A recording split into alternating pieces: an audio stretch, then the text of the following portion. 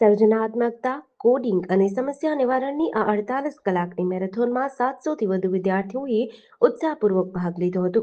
2 દિવસ અને રાત્રિના આ અનોખા અનુભવ દરમિયાન વિદ્યાર્થીઓને 40 મુશ્કેલ પ્રશ્નો આપવામાં આવ્યા, જેમાંથી 10 પ્રશ્નો ફાઇનલ માટે પસંદ કરાયા હતા. દરેક પ્રશ્નમાં 3 વિજેતાઓ જાહેર કરાયા, જેથી કુલ 30 વિજેતા ટીમોએ પોતાની અદ્ભુત નવીનતા અને કુશળતા રજૂ કરી.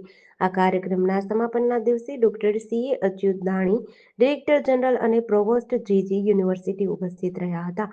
JG યુનિવર્સિટી ખાતેનું હેકાથોન 2025 એ સંસ્થાની એ પ્રતિબદ્ધતાને વધુ દ્રઢ બનાવે છે કે વિદ્યાર્થીઓને એવા અવસરો આપવામાં આવે જે તેમની ભવિષ્યની કારકિર્દી માટે તૈયાર કરે. અનેક વિદ્યાર્થીઓ માટે આ પહેલો એવો અનુભવ હતો જ્યાં તેમણે દબાણ હેઠળ જ્ઞાનનો ઉપયોગ કર્યો, અલગ-અલગ ક્ષેત્રના સાથીઓ સાથે સહકારથી કામ કર્યું અને સ્પર્ધાત્મક વાતાવરણમાં ઉપયોગી ઉકેલો રજૂ કર્યા.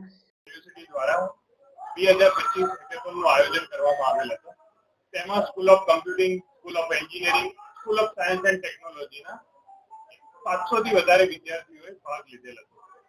આજ રોજ તેમને હેકેથોનમાં રિયલ ટાઈમ પ્રોબ્લેમ જે ઇન્ડિયન ગવર્મેન્ટ એટલે કે સેન્ટ્રલ ગવર્મેન્ટ તથા ગુજરાત ગવર્મેન્ટના ડિપાર્ટમેન્ટ દ્વારા અલગ-અલગ પ્રોબ્લેમને સોલ્વ કરવા માટે જે પણ પોર્ટલ બનાવવામાં આવેલું છે એ પોર્ટલના પ્રોબ્લેમ તેમને આપવામાં આવ્યા હતા.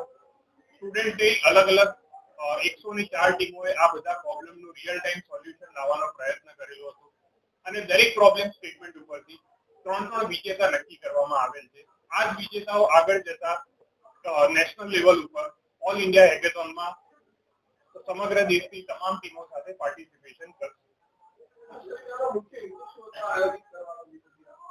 આ મુખ્ય હેતુ હેકેથોનનો તથા ગવર્મેન્ટનો પણ એ છે કે આજે જે સ્ટુડન્ટ તેમના અભ્યાસક્રમમાં ભણી રહ્યા છે એ અભ્યાસક્રમમાં ભણી રહેલા સબ્જેક્ટનું ક્યાં ઇમ્પ્લિમેન્ટેશન કરી શકે તથા જે રિયલ ટાઈમ પ્રોબ્લેમ આજે ગવર્મેન્ટના ડિપાર્ટમેન્ટને છે એને કેવી રીતનું સોલ્યુશન લાવી શકાય એના માટેનું આ આયોજન કરવામાં આવેલું છે. JDC ન્યૂઝ સાથે સંજીવ રાજપૂત, અમદાવાદ.